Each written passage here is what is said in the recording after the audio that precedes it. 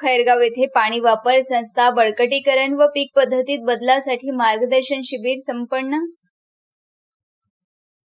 मारेगाव तालुक्यातील खैरगाव येथे 27 मे 2026 रोजी शहीद हुसेन गेडाम पाणी वापर संस्था बळकटीकरण व पीक पद्धतीतील बदल या विषयावर भव्य मार्गदर्शन शिबिराचे आयोजन करण्यात आले.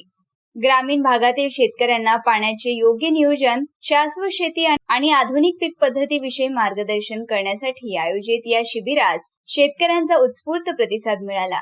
कार्यक्रमाच्या प्रारंभी प्रशिक्षक संगीता डाहुले यांनी पाणी वापर संस्थेचे महत्त्व, रचना, शेतकऱ्यांची जबाबदारी आणि पाणी बचतीचे महत्त्व स्पष्ट केले.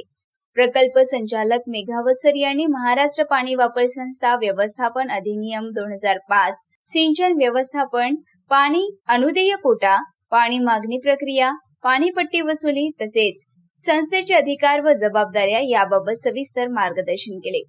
भगत सरांनी बदलत्या हवामानात हळद, मोरिंगा, मिरची, चिया सीड व फळबाग सारख्या कमी पाण्यात येणाऱ्या नगदी पिकांचा अवलंब करण्याचे आवाहन केले. अध्यक्ष दिनेश आवारी यांनी शेतकऱ्यांनी एकजुटीने संस्थेला सक्षम करण्याचे आवाहन केले. शेवटी सचिव निलेश मेश्राम यांनी आभार मानले. यावेळी चंदाताई गुर्दे, प्रफुल्ल हिवरे, बचत गटच्या महिला व परिसरातील शेतकरी मोठ्या संख्येने उपस्थित होते.